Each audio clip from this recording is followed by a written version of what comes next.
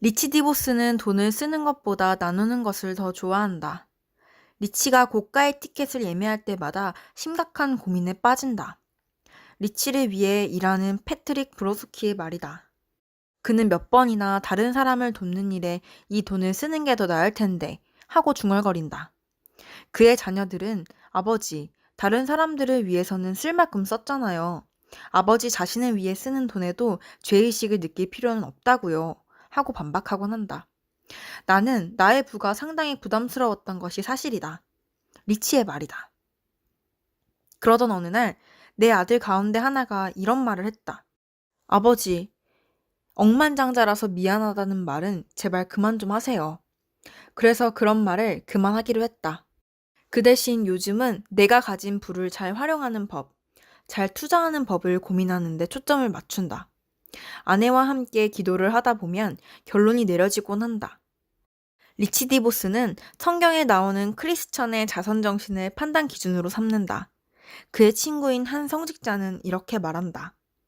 리치 디보스의 자선은 진실한 헌신의 정신에서 비롯된다. 그는 하느님의 커다란 축복을 받았기에 그것을 나누는 일이 자신의 책임이요 기쁨이라는 사실을 누구보다 잘 안다. 그가 가진 나눔의 정신은 하느님에 대한 믿음에서 비롯된다고 보면 정확할 것이다. 리치와 같은 나눔의 실천을 가지고 싶다면 리치가 자신의 재산을 보다 현명하게 활용하는 기준으로 삼는 성경의 가르침을 이해해야 한다. 나눔의 원칙 첫 번째. 성경에 등장하는 나눔은 체계적이다.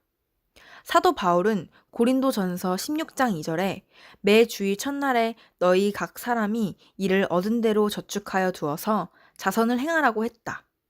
바울은 나눔이 곧 습관으로 정례화되어야 한다고 역설했는데 이는 곧 체계화를 의미한다.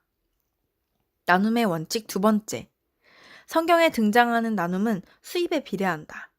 바울은 얻은 대로 저축하여 라는 표현을 썼다. 하느님은 우리가 감당할 수 없는 것을 요구하지 않는다. 우리의 나눔은 각자가 받은 물질적 축복에 따라 그 비율이 정해진다. 나눔의 원칙 세 번째. 성경에 등장하는 나눔은 즐거운 나눔이다. 고린도후서 9장 7절에는 이런 대목이 나온다. 각각 그 마음에 정한 대로 할 것이요. 인색하거나 억지로 하지 말지니 하느님 말을 즐겨내는 자를 사랑하시느니라. 올바른 마음가짐을 가진 사람이라면 하느님을 위해 자신의 재산을 나누는 일이 부담스럽기보다는 오히려 기쁨으로 다가온다. 즐겨내는 자는 기부금을 낼 때마다 마음이 훈훈해지는 것을 느낀다. 그러한 훈훈함은 하느님에게 받은 축복을 감사하는 마음, 나아가 그 같은 축복을 남들과 나눌 수 있음을 감사하는 마음에서 비롯된다. 나눔의 원칙 네 번째. 성경에 등장하는 나눔은 관대하다. 역대기상 29장 9절은 이렇게 말한다.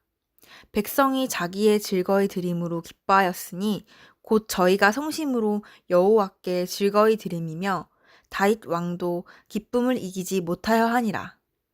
우리의 나눔은 대가를 바라지 않는 순수한 동기에서 비롯되어야 한다. 명성이나 명예를 위해서가 아니라 하느님에 대한 감사의 진정한 내 나눔에 정신이 우러나기 때문이다. 나눔의 원칙 다섯 번째. 성경에 등장하는 나눔은 희생적이다. 사도 바울은 기원 후 1세기 마케도니아에 설립된 고난의 교회들이 희생적인 나눔을 실현했다고 칭찬한다. 환난의 많은 시련 가운데서 저희 넘치는 기쁨과 극한 가난이 저희로 풍성한 연보를 넘치게 하게 하였느니라. 내가 증거하노니 저희가 힘대로 할 뿐 아니라 힘에 지나도록 자원하여. 하느님은 우리의 마음을, 우리가 처한 상황을 알고 계신다. 우리가 나눔의 정신을 실천할 때 하느님은 그것을 돈의 액수가 아니라 희생의 크기라는 관점에서 평가한다. 어떤 이가 내놓는 20달러는 극한의 희생일 수 있다. 또 어떤 이에게 2만 달러도 푼돈에 지나지 않는다. 중요한 것은 액수가 아니라 그것이 진정으로 값진 희생 정신에서 우러나와야 한다는 점이다. 나눔의 원칙 여섯 번째. 성경에 등장하는 나눔은 감사의 마음에서 비롯된다. 우리가 가진 모든 것은 하느님에게서 나온다. 내가 가진 것은 모두 나 자신이 힘들게 일했기 때문이다. 라고 생각하는 사람도 있을 것이다. 그것도 맞는 말이다. 하지만 당신은 열심히 일할 수 있는 힘과 건강을 어디에서 얻었는가? 당신은 스스로의 선택에 의해 기회의 땅에서 태어났는가? 근면의 가치를 스스로 터득했는가? 아니면 하느님의 은총으로 말미암아 그 같은 깨달음을 얻었는가?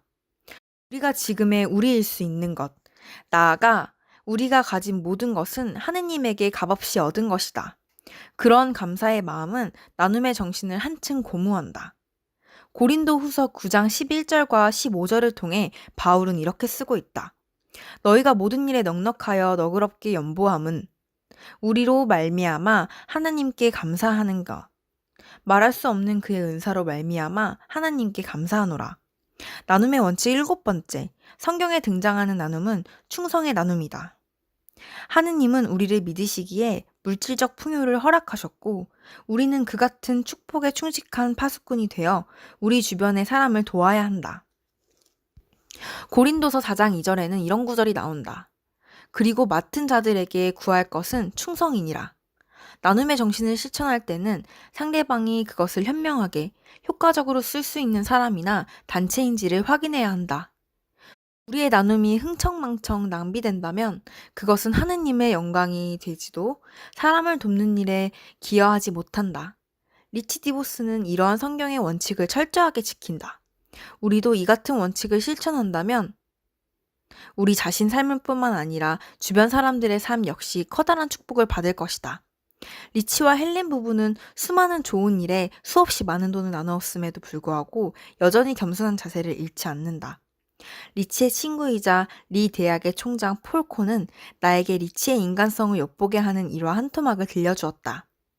한 번은 리치가 우리 학교에 거액의 기부금을 낸 적이 있다.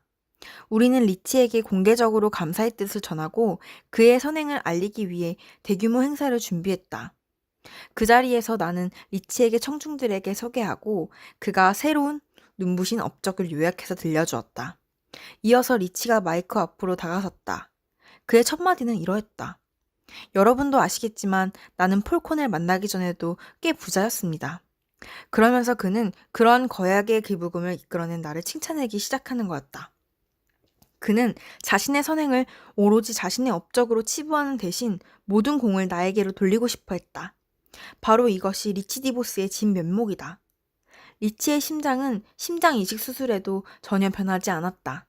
그는 즐겁고 간대하며 감사하고 충성스런 자선의 실천자이다. 그는 진정한 성공이란 얼마를 벌었느냐가 아니라 얼마나 나누었느냐에 의해 좌우된다는 점을 누구보다 잘 아는 사람이다. 여러분도 참된 성공을 경험하고 싶은가? 그렇다면 리치 디보스처럼 하라. 기분이 좋아질 때까지 아낌없이 나누어라.